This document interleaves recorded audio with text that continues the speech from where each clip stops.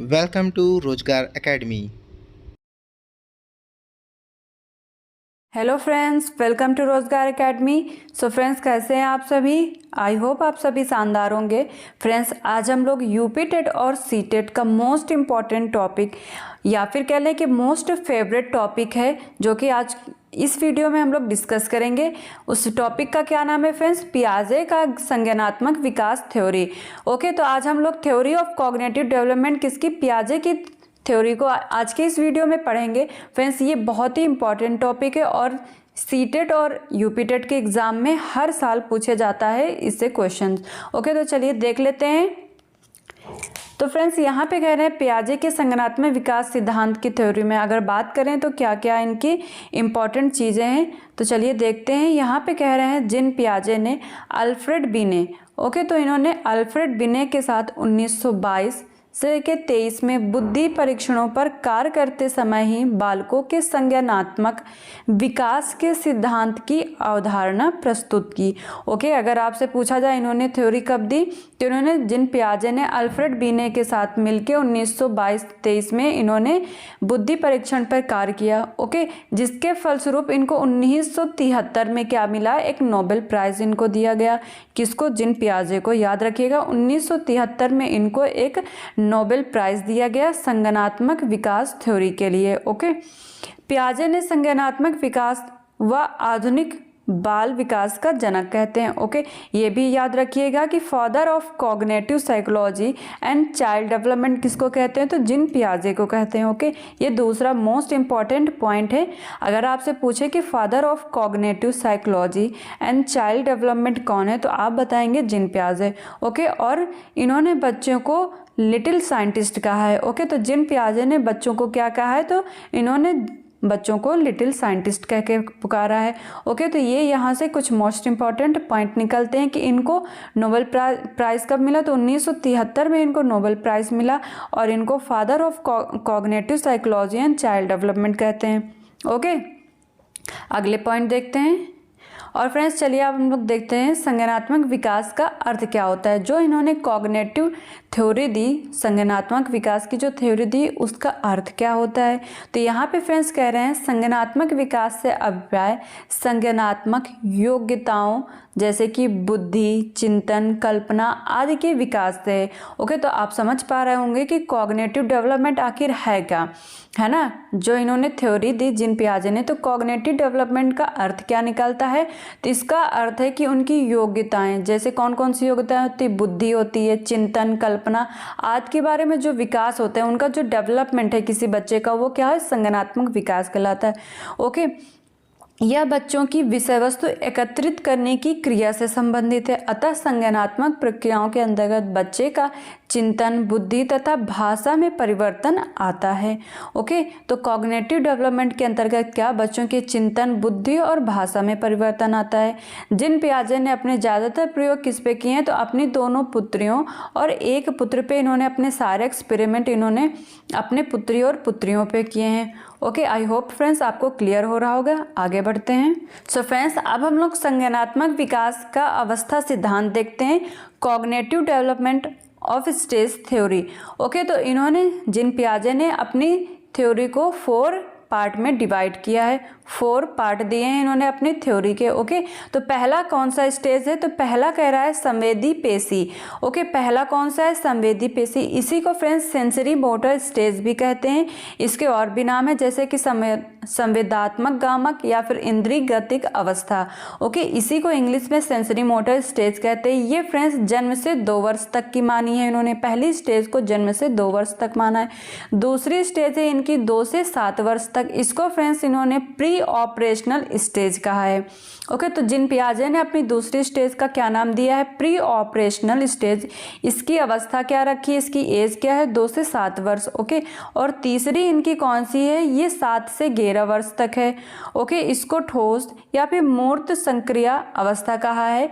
Concrete operational stage, इसकी as क्या है? 7 से 11 वर्ष। ओके, और चौथी स्टेज क्या है इनकी? 11 से 18 वर्ष तक है। इसको औपचारिक संक्रियात्मक अवस्था या फिर फॉर्मल ऑपरेशनल ऑपरेशनल स्टेज के नाम से जाना जाता है। ओके, तो फ्रेंड्स ये 4 अवस्थाएं हैं जिन पियाजे जी ने दिया है। ओके, ये बहुत ही इंपॉर्टेंट है फ्रेंड्स। सो फ्रेंड्स, ये जिन पियाजे की थ्योरी के सारे स्टेज हैं फ्रेंड्स, ये सारे स्टेज बहुत ही इंपॉर्टेंट है जो जिन पियाजे जी ने दिए फ्रेंड्स। हर एक एग्जाम में, या फिर आपका यूपी टेट हो या सी टेट हो या सुपर टेट हो, या फिर कह लें किसी भी स्टेट टेट की आप तैयारी कर रहे हो, ये सारे एग्जाम में क्वेश्चन इससे पूछे जाते हैं। इन चारों अवस्थाओं से क्वेश्चन बनते हैं। या तो फ्रेंड्स आपसे दूसरी अवस्था के उम्र पूछ लेती कि ये कितने से कितने वर्ष तक है, तो आप बताएंगे 2 से 7 वर्ष तक है। ऐसे फ्रेंड्स तीसरी अवस्था का पूछ सकते हैं, या फिर इसका नाम पूछ सकते हैं कि तीसरी अवस्था का नाम क्या था, तो आप याद रखिएगा कंक्रीट ऑपरेशनल स्टेज के नाम से इसको जाना जाता है। और सेंसरी मोटर ऑर्गन का स्टेज की अगर पूछें तो आप बताएंगे जन्म से 2 वर्ष है। ओके फ्रेंड्स, तो ये चारों अवस्थाएं जिन पियाजे की थ्योरी के पार्ट हैं। तो चलिए फ्रेंड्स, अभी सारी अवस्थाओं को एक बार डिटेल से देख लेते हैं। यहाँ पे फ्रेंड्स हम लोग देखेंगे पहली कौन सी थी, हमारी संवेदी क्रियात्मक, जिसको इंग्लिश में कहते हैं सेंसरी मोटर स्टेज। ये जन्म से 2 वर्ष है, याद रखिएगा। पहली जो इन्होंने स्टेज बताई है वो जन्म से 2 वर्ष है। इसका नेम क्या है, तो याद रखिएगा सेंसरी मोटर स्टेज। अब देखते हैं फ्रेंड्स इस स्टेज की क्या क्या विशेषताएं हैं। तो इस अवस्था में क्या है फ्रेंड्स, इस अवधि के दौरान शिशु अपने शरीर और पर्यावरण के बीच संबंधों में व्यस्त रहता है। ओके, तो अपने शरीर और पर्यावरण के बीच संबंधों में व्यस्त रहता है। अब इसकी कुछ महत्वपूर्ण विशेषताएं देख लेते हैं। इस थ्योरी की, इस स्टेज की कौन कौन सी विशेषताएं हैं। तो फ्रेंड्स पहला पॉइंट कह रहा है हमारा कि घर पर बोले जाने वाले एकाक्षर शब्दों को बोलना।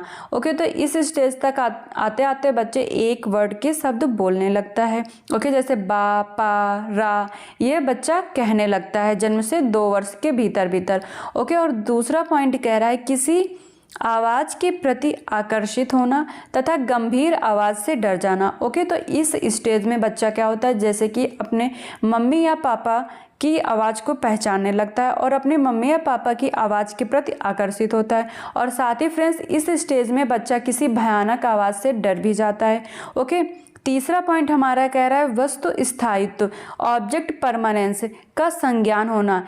इस स्टेज में क्या है कि बच्चा वस्तु स्थायित्व के ज्ञान से उजागर हो जाता है। जैसे कि फ्रेंड्स क्या होता है, वो जानने लगता है कि घटनाएं या वस्तुएं तब भी उपस्थित रहती हैं जब वे हमारे सामने नहीं देखी जाती हैं। ओके, तो उसको ये सारी चीज़ें महसूस होने लगता है। ओके, ये इंपॉर्टेंट है, याद रखिएगा, पूछा गया एग्जाम में वस्तु स्थायित्व कब आ जाता है बच्चे में, तो आप बताएंगे सेंसरी मोटर स्टेज में। ओके, और अगला पॉइंट कह रहा है इस अवस्था में बच्चे का रंगों की पहचान करने में असमर्थ होता है। तो जाहिर सी बात है जन्म से 2 वर्ष के भीतर का बच्चा रंगों की पहचान नहीं कर पाता है।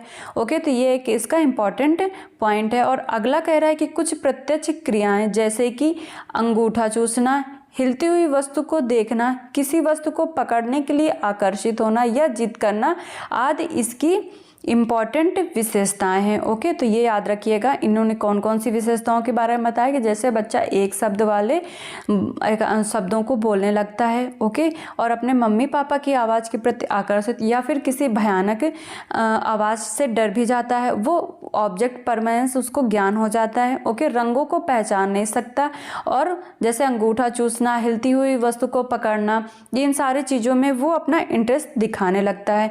ओके, तो ये पहली स्टेज की कुछ विशेषताएं हैं। चलिए अगली स्टेज के बारे में बात कर लेते हैं। और फ्रेंड्स अगर बात करें तो ये जो पहली स्टेज है इनको भी जिन पियाजे ने 6 स्टेज में बांटा हुआ है। ओके, तो इसके 6 सब स्टेज हैं, याद रखिएगा। पहली जो इनकी थ्योरी है, पहला स्टेज है सेंसरी मोटर स्टेज, इसको सब पार्ट कितने हैं, 6 हैं। ओके, कौन कौन से हैं, जैसा कि पहला है सहज क्रियाओं की अवस्था, ये इनकी पहला सब स्टेज है। दूसरा है प्रमुख वित्तीय अनुक्रियाओं की अवस्था, ये सेकेंड है। और थर्ड कौन से है, गौड़ वृत्तीय अनुक्रियाओं की अवस्था। ओके, फोर्थ है गौड़ सिग्मेटा की समन्वय की अवस्था। 5वीं है तृतीय वृत्तीय अनुक्रियाओं की अवस्था। और 6ठी है मानसिक सहयोग द्वारा गए साधनों की खोज की अवस्था। ओके, तो ये 6 इसके सब स्टेज हैं। चलिए अगली थ्योरी की बात कर लेते हैं। और यहाँ पे हमारा अगला जो स्टेज था दूसरा, वो कौन सा है, हमने बात करी थी पूर्व संक्रियात्मक, इसी को प्री ऑपरेशनल स्टेज भी कहते हैं। इसकी एज क्या इन्होंने बताई है, तो 2 से 7 वर्ष के बीच। ओके, तो जो इन्होंने दूसरा स्टेज बताया है वो कौन सा है, प्री ऑपरेशनल स्टेज। इसका एज क्या है फ्रेंड्स, तो 2 से 7 वर्ष के इन्होंने बांटा है। ओके, तो चलिए अब इसकी विशेषताएं देख लेते हैं। यहाँ पे कह रहे हैं फ्रेंड्स, इस अवस्था में बालक अपने परिवेश की वस्तुओं को पहचानने लगता है। जब बच्चा 2 से 7 वर्ष के बीच में होता है तो वह अपने आसपास की वस्तुओं को पहचानने लगता है एवं उनमें अंतर भी करने लगता है। ओके, किसी वस्तु को पहचानना और साथ ही अंतर करना वो जान जाता है। बालक स्वकेंद्रित व स्वार्थी न होकर दूसरों के संपर्क से ज्ञान अर्जित करता है। जो 2 से 7 वर्ष का बच्चा होगा वो क्या करेगा, दूसरों मतलब अपने से बड़ों से क्या वो ज्ञान सीखने की कोशिश करेगा कि उनसे क्या हम सीख लें। ओके, यहाँ पे उसमें स्वार्थी नहीं होता है, ईगोसेंट्रिक नहीं होता है। ओके, इस दौरान अपने भाषा का विकास भी प्रारंभ हो जाता है। बच्चा इस दौरान सीखने लगता है अपने परिवेश से। ओके, वो खेल द्वारा सीखता है, खेल द्वारा सीखता है, याद रखिएगा। इस अवस्था को विद्यालय पूर्व अवस्था तथा प्रतीकों के निरूपण की अवस्था माना जाता है। ये बहुत ही इंपॉर्टेंट पॉइंट है। यहाँ पे कह रहे हैं विद्यालय पूर्व अवस्था। अगर पूछे विद्यालय पूर्व अवस्था की बात किसमें कह रही है, जिन पियाजे ने, तो आप बताएंगे 2 से 7 वर्ष के बीच वाले में। ओके, और यहाँ पे प्रतीकों का निरूपण की अवस्था मानी जाती है। ओके, इसमें बच्चा नई सूचनाओं व अनुभवों को संग्रह करता है। जो इनकी दूसरी स्टेज है प्री ऑपरेशनल स्टेज, इसमें बच्चा नई सूचनाओं को एकत्रित करने लगता है। इस अवस्था में बच्चा आत्म केंद्रित होने का भाव अभिव्यक्त करता है। ओके, याद रखिएगा, ईगोसेंट्रिज्म होने का भाव अभिव्यक्त करता है। ओके, इसकी मुख्य विशेषताएं कौन कौन सी हैं, चलिए देखते हैं कि दूसरे स्टेज की कौन कौन सी मुख्य विशेषताएं हैं। पहली विशेषता है किसी भी वस्तु को लेकर नया खेल खेलना। ओके, तो 2 से 7 वर्ष का जो बच्चा होगा तो वो किसी भी वस्तु को लेकर एक नया खेल खेलने लगता है। जैसे किसी लकड़ी के टुकड़े को वो ट्रक या गाड़ी समझ के उसको चलाने लगता है, तो ये किसी भी वस्तु को लेके वो खेलने की कोशिश करता है। ओके, दूसरा कह रहा है कि सुनी गई भाषाओं से शब्दों का प्रयोग करना। ओके, तो इस वर्ष में बच्चा अपने माता पिता या फिर अपने परिवेश, अपने पास पड़ोस से सीखने की कोशिश करता है। जो वो लोग बोलते हैं वो वैसा ही अनुकरण करके सीखने का प्रयोग करता है। ओके, शब्दों का प्रयोग करने लगता है। और अगला पॉइंट हमारा कह रहा है नई वस्तुओं को देखकर सोचना एवं कल्पना करना। ओके, तो इस स्टेज में आते आते जब बच्चा 2 से 7 वर्ष का होता है तो यहाँ पे बच्चा क्या करता है, किसी नई वस्तु को अगर देखता है तो सोचता है और कल्पना करता है कि ये क्या है। साथ ही अपने घर या परिवार के मेंबर से पूछता है कि क्या है और ये क्या चीज़ है, इसका नेम क्या है, ये क्या काम करती है। ओके, तो ये उनसे क्वेश्चंस करने लगते हैं। किसी भी नई चीज़ को देखने पर उनको जानने की इच्छा होती है कि आखिर ये चीज़ क्या है। ओके, तो इसका मतलब हो जाता है वो सीखने की कोशिश करते हैं। अगला पॉइंट कह रहा है प्रारंभिक स्तर में पूछे गए प्रश्नों की पुनरावृत्ति करना। ओके, तो जो उन्होंने उनकी जो प्री नॉलेज है उसी बेस पे वो अपने क्वेश्चंस पूछते रहते हैं कि आखिर ये क्या है। ओके, तो ये सारे डेवलपमेंट हमारे 2 से 7 वर्ष के बच्चे में होते हैं। इस अवस्था में मापन की अवधारणा का विकास होने लगता है। ओके, तो इसका मतलब हो गया कि बच्चे किसी छोटी या बड़ी वस्तु को जानने लगते हैं कि हाँ ये छोटी है बड़ी है, उसको मापन की अवधारणा का विकास हो जाता है। अगला पॉइंट कह रहा है हस्तकला का विकास होना, जैसे खिलौने बनाना तथा खिलौने से खेलना। ओके, तो इसमें क्या हो जाता है, इस स्टेज में आते आते बच्चा किसी खिलौने को बनाना, जैसे कि कोई खिलौना टूट गया तो उसको जोड़ने की कोशिश करता है और खिलौने से खेलता है। ओके, अगला पॉइंट हमारा कह रहा है कि बालक का अपने आसपास की वस्तुओं, प्राणियों व शब्दों में संबंध स्थापित करने में समर्थ होना। ओके, तो 2 से 7 वर्ष का जो बच्चा होगा, दूसरी स्टेज की अगर बात करें जिन पियाजे के अनुसार, तो इन्होंने कहा है कि आसपास की वस्तुओं, प्राणियों व शब्दों में संबंध स्थापित करने लगता है। ओके, जैसे कि आसपास गाय, भैंस, कुत्ता, बिल्ली आदि के बारे में वो जानने और समझने लगता है और अंतर करने लगता है कि काऊ क्या है, बफेलो क्या है, डॉग क्या है आदि। ये बच्चा सीख जाता है और समझ भी जाता है। ओके, और अगला पॉइंट कह रहा है 6 वर्ष तक आते आते बच्चे का मूर्त प्रत्ययों के साथ अमूर्त प्रत्ययों का भी निर्माण करने में सक्षम हो जाता है। ओके, तो मूर्त और अमूर्त चीज़ों के बारे में सोचने और समझने लगता है। अगला पॉइंट कह रहा है इस अवस्था में बच्चों में केंद्रण प्रारंभ हो जाता है। केंद्रण एक स्थिति के एक ही पहलू पर विचार करने की क्षमता को दर्शाता है। ओके, तो यहाँ पे क्या है, सेंट्रेशन, एक ही चीज़ को जानने की, एक ही चीज़ पे वो अपना कंसंट्रेशन स्टार्ट कर देता है। अगला पॉइंट कह रहा है इसमें 4 वर्ष तक का बच्चा जीववाद एनिज्म से प्रभावित रहता है। जीववाद से तात्पर्य निर्जीव वस्तुओं को सजीव वस्तुओं के रूप में समझना। इस अवस्था में बच्चे चिंतन करना भी शुरू कर देते हैं। ओके, तो ये मोस्ट इम्पॉर्टेंट है। यहाँ पे कहा गया है कि वे जीववाद से प्रभावित होते हैं, जैसे कि निर्जीव वस्तु को वो सजीव वस्तु समझने लगते हैं। ओके, तो यहाँ पे इस अवस्था में बच्चों के निर्जीव और सजीव में अंतर नहीं पता होता है। वो निर्जीव वस्तुओं को सजीव के रूप में समझते हैं और इस अवस्था में बच्चे में चिंतन करना स्टार्ट कर देता है। ओके, तो थिंकिंग पावर उसकी यहाँ से स्टार्ट हो जाते हैं, लॉजिकल स्टार्ट हो जाता है। किस अवस्था में? दूसरी अवस्था में, याद रखिएगा, जो कि 2 से 7 वर्ष की अवस्था है। ओके, याद रखिएगा, अगर पूछें कि किस अवस्था में चिंतन प्रारंभ कर देता है बच्चा, तो याद रखिएगा 2 से 7 वर्ष। और इस स्टेज का नेम क्या है? तो प्री ऑपरेशनल स्टेज है। ओके, चलिए अब आगे बढ़ते हैं और फ्रेंड्स देखते हैं अब हमारी तीसरी स्टेज की क्या क्या विशेषताएं हैं। तीसरी स्टेज को कहते हैं ठोस या मूर्त संक्रियात्मक अवस्था। इंग्लिश में क्या बोलेंगे इसको? Concrete operational stage. इसकी एज क्या है? 7 से 11 वर्ष। ओके, तो ये इसकी एज है, याद रखिएगा। तीसरी स्टेज की एज क्या है? 7 से 11 वर्ष। और इसका नेम क्या है? मूर्त संक्रियात्मक अवस्था, या फिर कह लें कंक्रीट ऑपरेशनल स्टेज। ओके, चलिए अब इसकी विशेषता देख लेते हैं। तो फ्रेंड्स इस अवस्था में बालक विद्यालय जाना प्रारंभ कर देता है। ओके, तो जब बच्चा 7 से 11 वर्ष के बीच का होता है तो वो स्कूल जाना स्टार्ट कर चुका होता है। उसमें वस्तुओं एवं घटनाओं के बीच समानता और भिन्नता आदि को समझने की क्षमता उत्पन्न हो जाती है। ओके, तो बच्चों में इस बीच घटनाओं में समानता और डिफरेंस, ओके, इक्वलिटी और डिफरेंस में वो समझना स्टार्ट कर देते हैं चीज़ों को और तर्क करने लगता है। ओके, यहाँ पे क्यूरीज बच्चों में बहुत ज़्यादा होती हैं। वो क्वेश्चन करता है और तर्क करते, एक एक चीज़ को जानने की कोशिश करता है, वह तर्क करता है। इस अवस्था में वर्गीकरण, क्लासिफिकेशन, क्रम अनुसार व्यवस्थित करना चीज़ों को। ओके, किसी भी वस्तु को व्यक्ति के मध्य पारस्परिक संबंध का ज्ञान हो जाता है। तो ये यहाँ पे बच्चा क्लासिफिकेशन करने लगता है, चीज़ों में जानने लगता है कि ये दूसरी चीज़ है, ये तीसरी चीज़ है। ओके, तो ये क्लासिफिकेशन और वस्तुओं को क्रम अनुसार व्यवस्थित करना, ये इनकी इस स्टेज की कुछ विशेषताएं। तो चलिए अब कुछ और इनकी विशेषताओं के बारे में देखते हैं और डिटेल से। यहाँ पे फ्रेंड्स हमारा पहला पॉइंट कह रहे हैं इनकी प्रमुख विशेषताओं के बारे में। तीसरी स्टेज की जो प्रमुख विशेषताएं हैं इसमें क्या है? पहली विशेषता है कि बालक यहाँ पे विद्यालय जाने लगता है, यहाँ पे बच्चा स्कूल जाना स्टार्ट कर देता है, जो इनकी तीसरी स्टेज है। दूसरा पॉइंट हमारा कह रहा है बालक का अधिक व्यवहारिक व यथार्थवादी होना। ओके, तो ये तीसरी विशेषता का एक बहुत ही इम्पॉर्टेंट पॉइंट है। और अगला पॉइंट है हमारा बच्चों के मानसिक विकास यथा तर्क शक्ति की क्षमता का विकास होना। ओके, तो इस स्टेज में आते रहते हैं बच्चों में लॉजिकल रीजनिंग का विकास हो जाता है। ओके, वो तर्क शक्ति अर्थात चिंतन करने लगते हैं। संख्या बोध अर्थात गणित को जानने व वस्तुओं को गिनने की क्षमता का विकास होना। ओके, यहाँ पे इन्होंने लिखा है कि संख्या का बोध होने लगता है, गणित को जानने और समझने लगते हैं। वो ट्रायंगल, स्क्वायर, रेक्टेंगल आदि को जानने और पहचानने लगते हैं।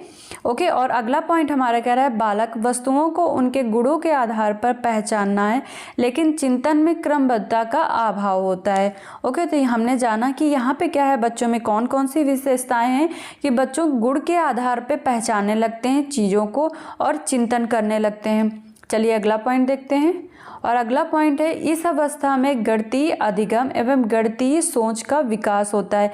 याद रखिएगा, मोस्ट इंपॉर्टेंट है लॉजिकल थिंकिंग और मैथमेटिकल जो इनकी लर्निंग है वो कब स्टार्ट हो जाती है? वो तीसरी अवस्था में, लेकिन अभी भी अमूर्त समस्याओं का समाधान ढूंढने में असमर्थ होते हैं। ओके, तो ये अभी मूर्त परिस्थितियों पर निर्भर है।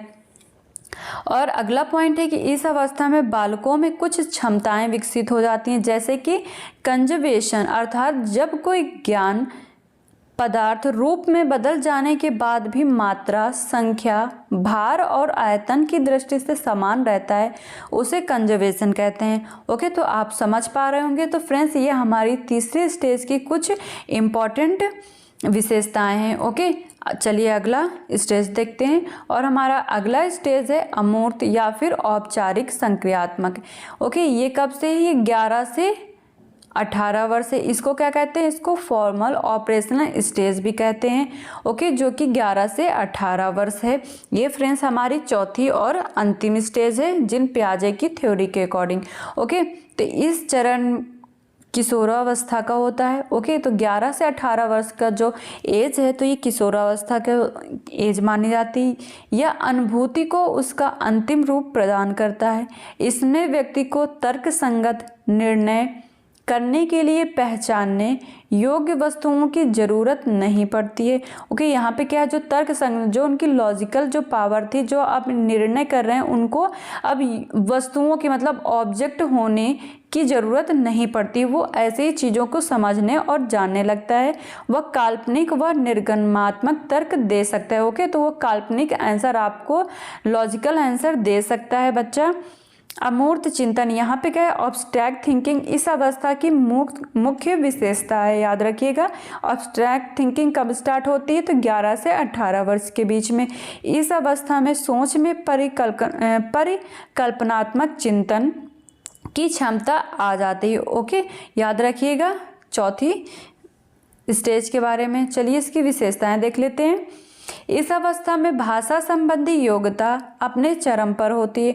ओके, तो भाषा संबंधी योग्यता इस व्यवस्था में निपुण हो जाते हैं बच्चे। चौथी स्टेज में आते आते उनमें भाषा विकास अत्यधिक हो जाता है। बालक अच्छी तरह से सोचने लगता है और किसी भी समस्या का समाधान ढूंढने के लिए अमूर्त विचारों का निर्माण करता है। ओके, अगर आप उनको कोई प्रॉब्लम देते हैं तो बच्चा अपनी लॉजिकल थिंकिंग से उस समस्या को समझने और उसका निर्णय लेने के लिए आंसरेबल हो जाता है। ओके, इसमें समस्या समाधान, संप्रत्यय चिंतन व निर्णय लेने की क्षमता का विकास हो जाता है। ओके, याद रखिएगा कॉन्सेप्ट थिंकिंग का डेवलपमेंट किस स्टेज में होता है? तो 4th स्टेज में है। यहाँ पे बच्चा अब अपने आंसर दे सकता है और किसी भी समस्या का निर्णय दे सकता है। ओके, तो इसकी कुछ विशेषताएं देखते हैं। तो पहला यहाँ पे हमने देख लिया कि तार्किक चिंतन, लॉजिकल थिंकिंग की क्षमता का विकास होना। अगर बात करें कि लॉजिकल थिंकिंग का विकास कब होता है, तो 4th स्टेज में। ओके, याद रखिएगा। और सादृश्य चिंतन, एनालॉजिकल थिंकिंग की क्षमता का विकास भी चौथी अवस्था में होता है, ये भी याद रखिएगा। और डिडक्टिव थिंकिंग की क्षमता का विकास, निगमनात्मक चिंतन का विकास कब होता है? तो चौथी अवस्था में होता है, ये भी याद रखिएगा, इंपॉर्टेंट है। जैसे कि अगला पॉइंट है चिंतनशील क्षमता, रिफ्लेक्टिव एबिलिटी की क्षमता का विकास होना। 5वां है परिकल्पनात्मक चिंतन, हाइपोथेटिकल थिंकिंग विकसित करने की क्षमता। ओके, अगला है वास्तविक अवास्तविक में अंतर समझने की क्षमता का विकास। तो हमने बात कर ली फ्रेंड्स पहले ही कि बच्चों में जो 11 से 18 वर्ष के बीच का बच्चा होगा वो अपनी सारी लॉजिकल थिंकिंग से परिपूर्ण हो चुका होगा। उसको अपने मूर्त की जो उनकी चिंतन है उसमें वो अंतर कर पाता है। साथ ही किसी भी वस्तु को किसी भी समस्या से वो उभर सकता है अपनी लॉजिकल थिंकिंग के आधार पर। फ्रेंड्स, किसी भी प्रॉब्लम को वो सॉल्व करने के लिए एबल होता है। ओके, तो ये अवास्तविक और वास्तविक में अंतर समझने लगता है। वास्तविक अनुभवों को काल्पनिक परिस्थितियों में ढालने की क्षमता का विकास हो जाता है। देखिए, ये बहुत ही मोस्ट इम्पॉर्टेंट पॉइंट यहाँ पे कि जो उसके वास्तविक अनुभव, जो उसके खुद के एक्सपेरिमेंट हैं को वो काल्पनिक परिस्थितियों में ढालने, अपनी खुद की वो इमेजिनेशन, खुद की सोच को, जो भी खुद के उसके एक्सपेरिमेंट है उनको वो काल्पनिक परिस्थितियों को ढालने को, उनको वो कल्पना इमेजिनेशन करके उन परिस्थितियों में जा सकता है और अपनी प्रॉब्लम को सोचने और समझने की उसमें क्षमता आ जाती है।